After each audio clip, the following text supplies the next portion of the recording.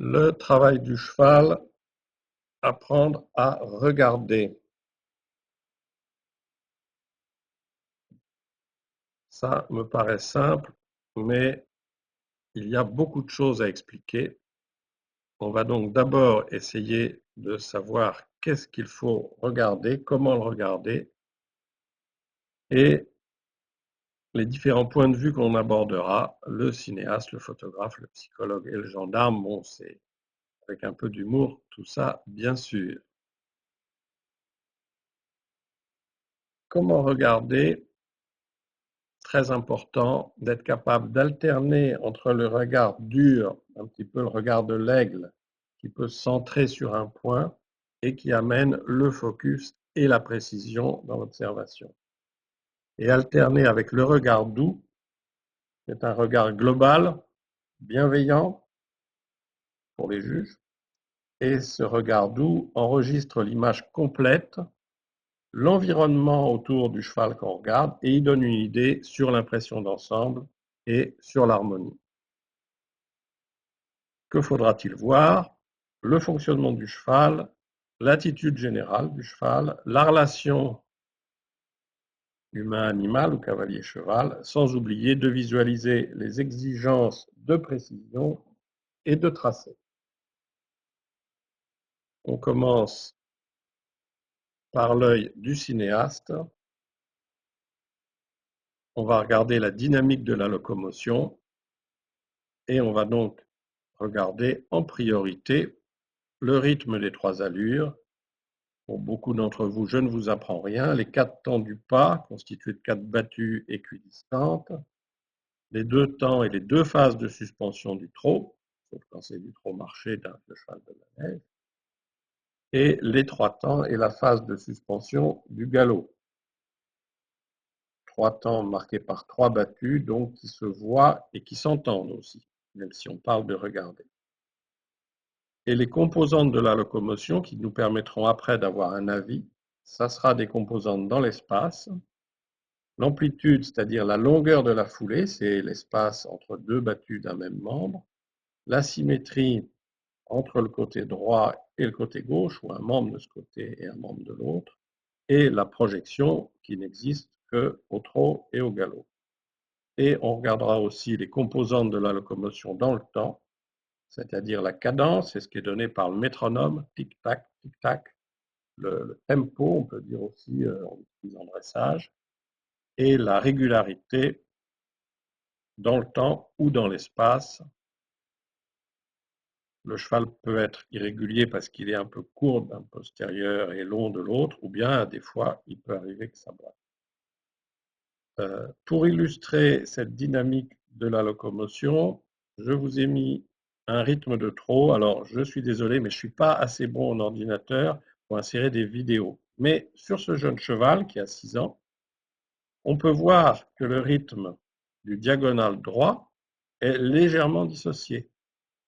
L'antérieur touche encore le sol, alors que le postérieur est déjà levé. Ça indique un cheval qui n'est pas parfaitement en équilibre, ce qui est complètement logique à cet âge-là, même si ça ne serait pas visible par l'œil humain et on verrait au contraire un cheval qui se déplace très bien. C'est pour ça qu'il aurait mieux valu mettre une vidéo. De la même manière, on peut avoir une photo, pardon, pour pas que j'aggrave mon cas, qui est prise au même moment, d'un cheval dont on se dit c'est peut-être moins tape à l'œil, c'est pas du tout le même genre de cheval, mais cette fois-ci l'équilibre est excellent puisque les 2 membres du même diagonale sont parfaitement symétriques. Donc ça, c'était pour illustrer la dynamique de la locomotion. Et ce qui est intéressant, c'est tout de suite utiliser ce qu'on va regarder dans cette, comme un cinéaste, pour aller voir des composantes du travail du cheval en termes de mouvement.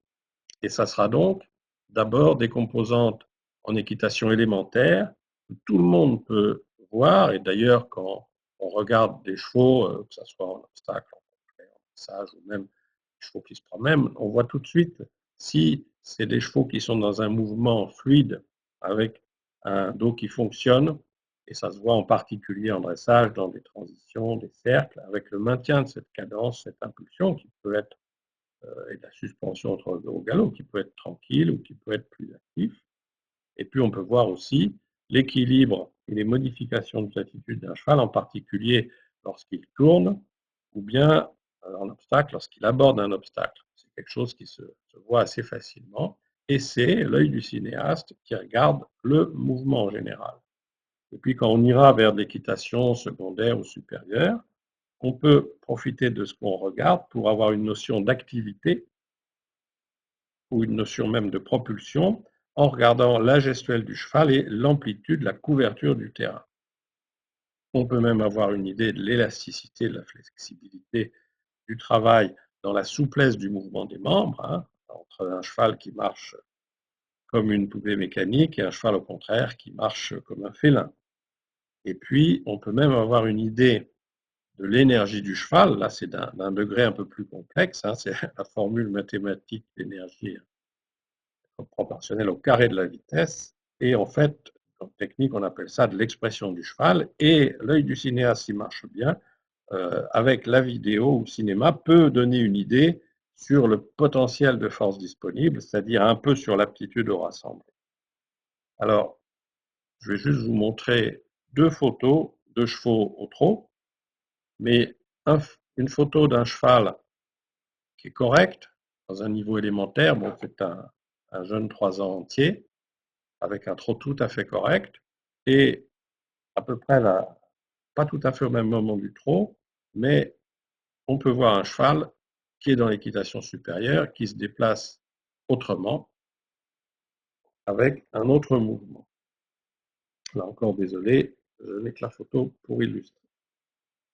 Mais l'important sur ce premier point, c'est d'avoir une idée du mouvement et l'œil d'un cinéaste, parce que c'est ce qui est essentiel pour regarder le travail du cheval. Bien évidemment, on va aussi regarder son attitude générale, en n'oubliant pas que la photo donne une information statique. Et voici les 5 points sur lesquels votre regard d'aigle pourra se focaliser, à condition de réouvrir tout de suite l'objectif pour les relier à l'image globale. C'est l'engagement des postérieurs, la liberté des épaules, le soutien de l'encolure, la position du bout de devant, la tête, la nuque, le chanfrein, et le geste et l'élévation des membres. Par exemple, sur une photo, je reprends le même cheval que j'ai cité tout à l'heure, mais pour vous donner un exemple de ce que peut être la flexion des hanches et l'engagement des postérieurs dans un départ au galop. Ça se passait à Saumur, sous l'œil de 3 observateurs attentifs.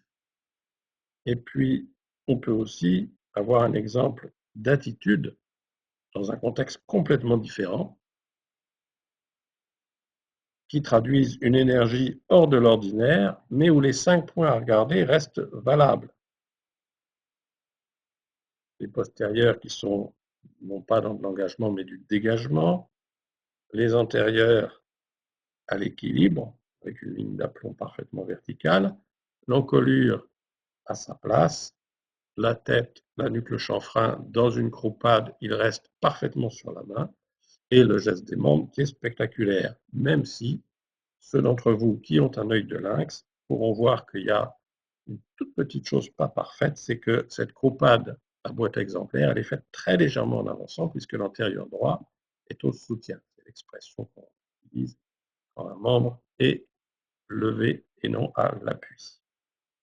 Alors, cette attitude générale, qu'on voit de manière statique sur la photo, elle nous donne aussi des informations sur le travail du cheval.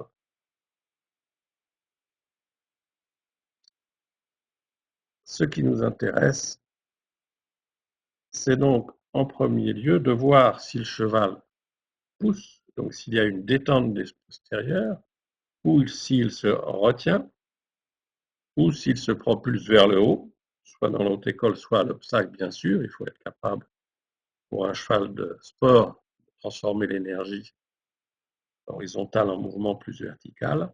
Et on regardera donc le compas des postérieurs et leur fonctionnement. Et puis on regardera aussi l'équilibre général et la protraction des épaules. On n'aura qu'une idée de cet équilibre, il faudra voir la vidéo pour en être sûr. On verra donc un cheval qui se tient, ou bien un cheval, la protraction des épaules, c'est le mot pour dire un cheval qui se tire plus qu'il ne se pousse. C'est le cas, bien sûr, de certaines races sélectionnées pour le loisir ou de certaines races plus pour le trait. Et chacun sait qu'en termes de fonctionnement du cheval, la propulsion, c'est un moteur arrière, mais il y a aussi un rôle très important de la locomotion dans le fait que les épaules participent au soutien et aussi à tirer l'ensemble du corps vers l'avant. C'est ce qu'on pourra peut-être voir dans des photos, surtout si on a aussi la vidéo. Le fonctionnement du dos, l'harmonie entre l'avant et l'arrière-main se verront sur la similitude ou non entre le fonctionnement des antérieurs et des postérieurs, en particulier des chevaux qui, dans un trot allongé, jambettent et sont loin derrière ou raident dessus. Ça se voit assez bien sur des photos du cheval en train d'exécuter. Et puis bien évidemment, le contact du mors, la mise sur la main, ça peut se voir en photo et ça donne une bonne idée du rapport main-bouche essentiel dans le travail du cheval. Enfin, on aura une idée, même en photo, de l'activité, de l'impulsion, de l'expression, si l'œil est très exercé. Sinon, je le répète, il vaut mieux les voir bouger. Pour illustrer l'utilité de la photo sur le travail pour mieux connaître, comprendre le travail du cheval, j'ai pris tout simplement un mouvement sur place où il n'y a pas de poussée vers l'avant, mais une certaine élévation du geste. Donc deux piafés, un cheval ibérique avec un écuyer du cadre noir, et puis un cheval de dressage d'origine allemande avec un écuyer professionnel. Et si on regarde ces deux photos, on voit des petites différences dans le geste, dans le contact, mais dans les deux cas, on voit un cheval parfaitement diagonal, équilibré, fléchi dans ses articulations, léger dans son rapport à la main. Ce sont, compte tenu de leur conformation, des piafés exemplaires. Passons maintenant à l'œil du psychologue. La relation cavalier-cheval, c'est un aspect qu'on oublie parfois, c'est pourtant essentiel pour apprendre à regarder et surtout à comprendre cette relation. Analyser la relation cavalier-cheval, c'est regarder, mais c'est aussi écouter, en se basant sur les points de contact cheval-cavalier qui renseignent sur l'harmonie du couple. Le contact entre les jambes et les flancs, les flancs usés, les jambes qui tambourinent, les éperons collés au poil, ce n'est pas ce qu'on souhaite voir par rapport à des jambes discrètes et des chevaux réactifs. Le contact entre l'assiette et le dos, bon, c'est le confort du cavalier ou son inconfort qui peut être relatif ou absolu suivant le niveau et suivant le fonctionnement du cheval. Et puis on regardera aussi le contact main-bouche, comme je le disais, c'est ce qui est le plus connu. Je pourrais vous en parler longtemps, mais j'ai préféré illustrer la confiance absolue avec deux photos qui montrent que les points de contact peuvent être en fait beaucoup plus éloignés que ceux que je viens de mentionner, mais où le respect et la confiance mutuelle sont au top. Une photo assez connue, tellement connue qu'elle est un peu floue, parce que je n'avais pas là le bon format. Le colonel de Bourgard et son cheval après le travail, et dans une distance suffisamment longue pour illustrer cette confiance. Et puis un cheval en forêt aux longues graines qui saute avec beaucoup d'énergie et qui pourrait bien évidemment, quand on voit la qualité de contact qu'il a, si ce n'était pas un cheval parfaitement en confiance, échapper à l'exercice demandé par l'écuyer Olivier. Cet œil du psychologue, il nous donne aussi des informations sur la relation vue des deux côtés. Ce qu'on observera pour vérifier si elle est bonne, c'est la physionomie du cheval. La respiration du cheval, souvent quand on est dans le travail, on n'y pense pas assez, et la sudation, à quel endroit et tout. On n'est pas là pour rentrer dans le détail, il faut juste mentionner qu'on les regarde. Et puis les yeux et le regard du cheval, la position des oreilles, le fait qu'il peut écouter sans oublier la bouche. Tout ça est très important parce que cette physionomie du cheval, on sait que les chevaux sont de grands médiums. Ils sont très sensibles à leur environnement, ils comprennent beaucoup plus de choses que ce qu'on imagine et on comprendra d'autant plus qu'on sera à l'écoute de leur langage corporel et sensitif et de ces points visibles de leur manière de fonctionner. Mais bien sûr, l'œil du psychologue s'attachera aussi à l'aisance du cavalier, qui donnera de nombreuses informations en fonction du confort, de la position qu'adopte le cavalier et de son indépendance des aides. Mais attention, on peut aussi avoir un cavalier impeccable sur un cheval qui ne va pas bien, et dans ce cas-là, c'est l'observation du cheval qui nous indique que la relation n'est pas parfaite, ou bien avoir un cavalier inconfortable, inesthétique, parce qu'il est un peu âgé ou que le cheval bouge beaucoup, mais qui ne gêne en rien son cheval. Tout est relatif. Alors, illustration d'une relation dynamique en cours d'apprentissage d'un sauteur, et celui qui est au centre du manège, ce n'est pas un nain, c'est un homme normal. Donc vous voyez à quelle hauteur est le cheval qui travaille la cabriole. Vous voyez que la relation avec le cavalier qui est dessus, heureusement qu'il y a une selle à piquer parce que c'est assez sportif, mais on voit la générosité d'un cheval qui est à l'écoute, hein, mais dans une relation très dynamique. On a aussi, plus classique, la relation parfaite du sauteur à la courbette. C'est pratiquement le logo du cadre noir. On n'est pas là pour oublier cette spécialité de la tradition équestre française. Mais terminons par le dernier élément de nos 4 points de vue, celui de la précision et de la géométrie. Dans ma discipline, le dressage, on doit regarder les lignes suivies, la ligne du milieu, du quart, les diagonales, les cercles, les voltes, les serpentines. Par rapport, bien sûr, aux lettres du rectangle, qui sont des repères qu'il faut respecter suivant le niveau requis. Et puis, on doit savoir compter les exercices, la durée des arrêts, le nombre de changements de pied sur une ligne, là aussi, en fonction de leur adaptation au niveau des reprises. On peut aussi compter le nombre de foulées ou de battues. En dressage, c'est les changements de ferme à ferme, galop pas galop, les pirouettes au galop, en 6 à 8 foulées, le nombre de pas de reculés, le nombre de battues de piaffe. Tout ceci, c'est des choses à regarder, mais on peut aussi chercher cette précision et cette géométrie dans des observables, des points objectifs, mesurables ou visibles, comme les empreintes des battues du cheval, qui donnent une information sur la correction du rythme, sa symétrie, sur l'amplitude de la foulée, un cheval qui couvre ses traces ou pas dans les allongements, et bien sûr sur la rectitude.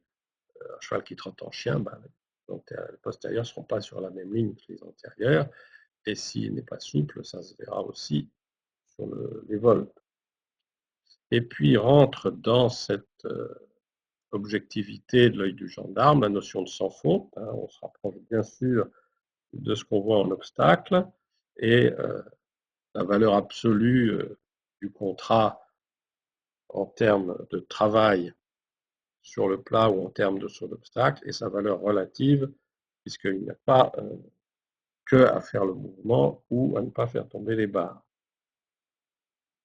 Je vous ai mis ensuite un exemple de l'œil du gendarme, puisque c'est les commissaires qui sont très actifs dans les paddocks internationaux en dressage pour ne pas laisser passer des attitudes contraintes ou des attitudes non conformes à la réglementation, c'est-à-dire qu'on a le droit de descendre les chevaux à gauche dans des attitudes loin, basses, rondes, pour de la relaxation modérée, à droite des chevaux loin et bas, long and low pour une attitude vraiment de relaxation, et entre les deux, une attitude très ronde mais basse pour que le cheval s'échauffe, sachant que ce n'est pas ce qui après sera autorisé sur le rectangle, et d'ailleurs ce n'est pas non plus l'idéal pour aborder des obstacles où il faut que le cheval ait la tête à niveau. Voilà, nous sommes dans les temps. Conclusion, très importante la conclusion, parce qu'elle va déboucher sur des manières d'apprendre à regarder avec quelqu'un d'autre, par exemple, en compagnonnage ou en auditeur libre, ou bien à côté d'un entraîneur, ou bien à côté d'un juge. Ça apprend beaucoup, je ne peux que le conseiller. Mais bien évidemment, ça doit aussi pouvoir servir dans la pratique équestre. Il y a le miroir dans les manèges, mais il y a aujourd'hui des moyens techniques de vidéo qu'on pose dans un coin du manège ou de la carrière et qui peuvent suivre le travail du cheval. Et après, ça permet de s'être vu soi-même et ça peut permettre aussi de mieux enseigner ou de mieux entraîner. Et puis, si on sait bien voir le travail du cheval, ça aide beaucoup dans ma discipline à l'harmonie des jugements, puisque si on sait ce qu'il faut regarder et qu'on y intègre la relativité selon l'angle de vue, bien sûr, ce n'est pas du tout la même si on est de face, de profil ou de derrière, et qu'on connaît la similitude des critères demandés dans les exercices, tout le monde voyant la même chose. Ça fait pas mal d'idées et de conseils sur la manière de voir le travail du cheval. Résumons-nous. Qu'est-ce qu'il faut retenir pour finir? La possibilité de faire des allers-retours entre le regard dur, c'est-à-dire l'image du détail, et le regard doux, c'est-à-dire l'image globale. Le fait de privilégier l'observation du fonctionnement du cheval, car c'est la base de son utilisation et de notre collaboration. Et puis, analyser les attitudes et les renseignements fournis parce que ça donne des informations sur la facilité du mouvement, sur l'aptitude de l'animal et sur la justesse du travail. Et bien regarder, ça permet aussi de valoriser la relation homme-animal qui seule permet l'apprentissage réciproque.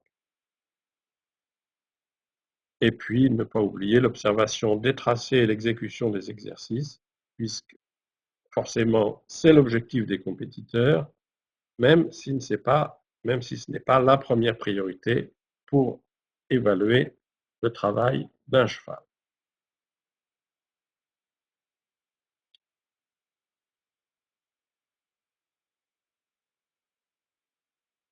Voilà, nous sommes au bout de cette présentation.